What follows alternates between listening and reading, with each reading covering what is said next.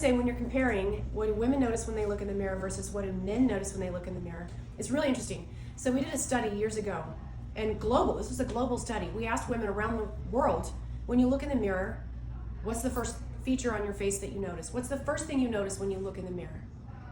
And resounding around the world, women said, my eyes. And then we said, what's the second thing you notice when you look in the mirror? Around the world, cultures, races, ages, everywhere. And women said lips. So number one is eyes, number two is lips. So then we took the study to men and we said, men, when you look in the mirror, what's the first thing you notice?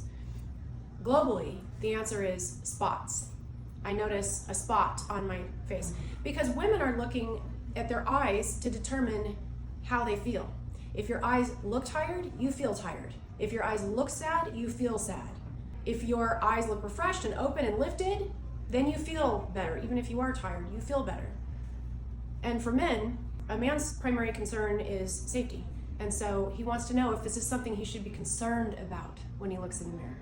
So the spots, they'll see a pimple or a blemish or a red spot or a dark spot or a scratch. Is it something I need to put my time and energy and effort into being concerned about?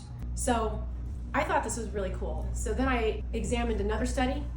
I did research. I specifically wanted to know, what is my consumer interested in? So then I looked at another study where we asked men, when you look at a woman, what do you see? And this was a global response. Men said, I see a work of art. And that's all they see. They see all of us.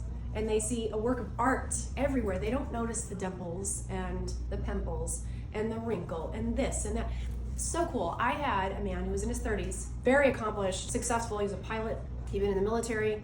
I told him about the study that men see women as a work of art. I said, is this true? He then proceeded to describe to me that one of the most beautiful things he had ever seen on a woman's body was a very perfect fanning that he described as a flawless fanning of stretch marks on his girlfriend's thigh.